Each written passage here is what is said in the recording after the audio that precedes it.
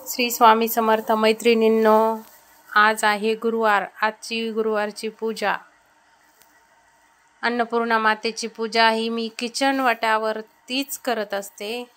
छोटंसं कंबळ आहे, त्यात अन्न म्हणजेच आपले जे तांदूळ असतात ते टाकले आहे, थोडेसे फूल.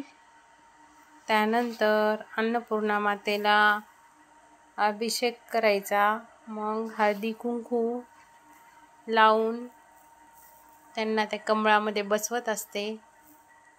छान असा एक मोत्याचा हार तो देखील घालत असते. तुपाचा दिवा लावणं, आरती करणं आणि किचन वाट्यावर सुद्धा गॅसची देखील पूजा करत असते. गुरुवार आणि शुक्रवार हे दोन्ही दिवशी अन्नपूर्णा मातेची पूजा करते. आरती ओवाळून घेतली. खूप छान वाटतात ते कमळात बसवल्यानं अन्नपूर्णा मातेला, तर खूपच छान दिसते अन्नपूर्णा माता. त्यानंतर थोडेसे पानं साईडला मांडले.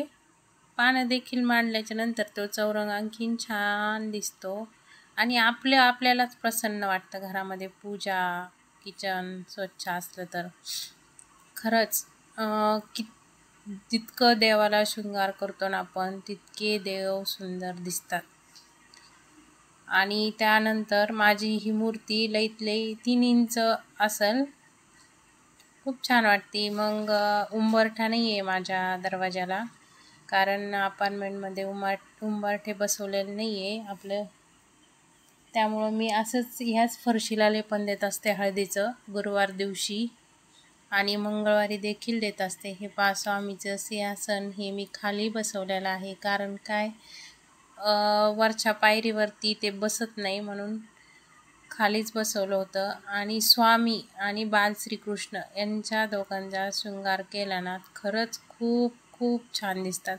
कधी कधी स्वामी पण काय करतात, टोपच घालून घेत नाहीत, सारखा टोप पडतो त्यांचा. आणि आंघोळ केल्याच्या नंतर गंध,